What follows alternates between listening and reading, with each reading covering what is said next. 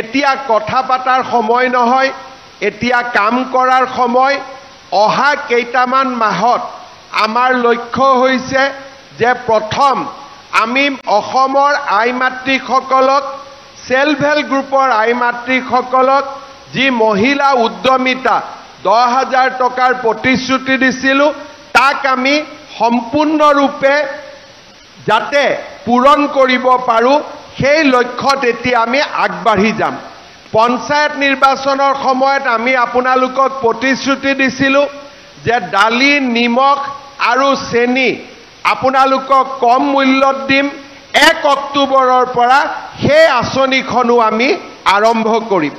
পঞ্চায়ত নিৰ্বাচনৰ সময়ত মই আপোনালোকক প্ৰতিশ্ৰুতি দিছিলোঁ যে গেছৰ চিলিণ্ডাৰৰ দামো 300 টকা কমাই দিম। এতিয়া তাতো হাত দিছোঁ যাতে যেনেকৈ কৈছিলোঁ সেই প্ৰতিজ্ঞাও যাতে আমি পূৰণ কৰিব পাৰোঁ।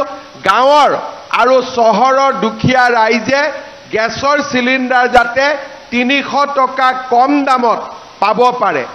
আৰু আমি নতুনকৈ যিসকলৰ নাম অৰুণোদয় আঁচনিত অন্তৰ্ভুক্ত কৰিছিলোঁ, তেওঁলোককো যাতে আমি সোনকালে অৰুণোদয় দিব পাৰোঁ, তাৰো ব্যৱস্থা আমি ইতিমধ্যে হাতত লৈছোঁ।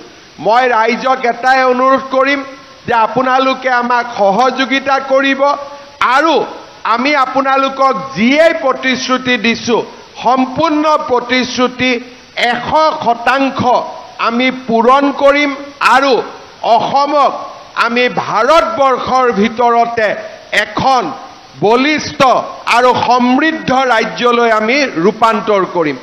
কেইটামান মাহত আমাৰ লক্ষ্য হৈছে যে প্ৰথম আমি অসমৰ আই মাতৃসকলক, সেলফ হেল্প গ্ৰুপৰ আই মাতৃসকলক যি মহিলা উদ্যমিতা 10,000 টকাৰ প্ৰতিশ্ৰুতি দিছিলোঁ, তাক আমি সম্পূৰ্ণৰূপে যাতে পূৰণ কৰিব পাৰোঁ, সেই লক্ষ্যত এতিয়া আমি আগবাঢ়ি যাম।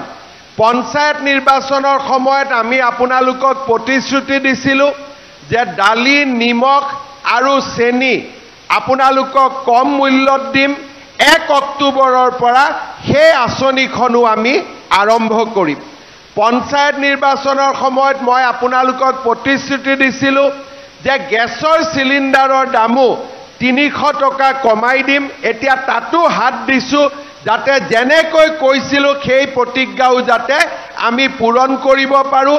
গাঁৱৰ আৰু চহৰৰ দুখীয়া ৰাইজে গেছৰ চিলিণ্ডাৰ যাতে 300 টকা কম দামত পাব পাৰে।